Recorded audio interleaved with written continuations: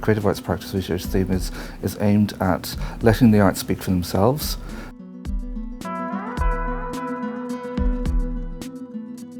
The aim of the research theme is not to see the arts exclusively in an arts vacuum, but to see how the arts can engage and interact and help develop and further research in many other disciplinary capacities. We have a music composition centre, and that is researching new ways of creating music. So there's a lot of work in digital technology. That's the exciting thing, that new forms of art are being created. The research project I'm working on at the moment is an Arts Council funded opera called Anti-Midas or Bunkers in Hades. It is developed in close collaboration with poet W.N. Herbert and director John Lloyd Davis. We try to create an experimental yet entertaining opera. As a composer, what fascinates me is instrumental music theatre and collaboration with performers. Translating literature is a hugely creative act. It's not just sort of mechanical translation. It's a recreation of literature. That's where we're unique here in Ireland, is that we have a literary translation centre. One aspect of my research is, of course, the Holocaust and post-war literature. I'm specifically interested in certain images and myths and in the techniques of representation of what we call limit events, so historical events that are hard to represent in the arts, and how that can be done. If you take the example of Holocaust literature, what are the things that cannot be translated so easily? Translation, I think, aids society to make that step towards another culture, if not physically, at least mentally.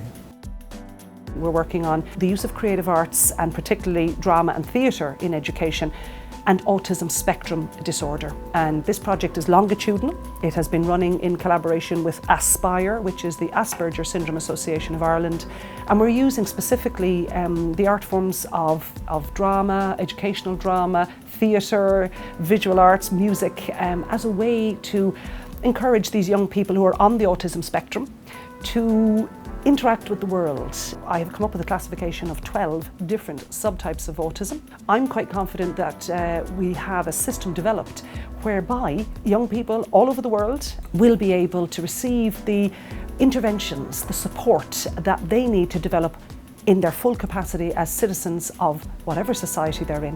When we looked at our research, we found peer learning very important. We used people with particular chronic conditions. One was COPD, chronic obstructive pulmonary disease, and we got them to act out scenarios in their daily lives and how they coped.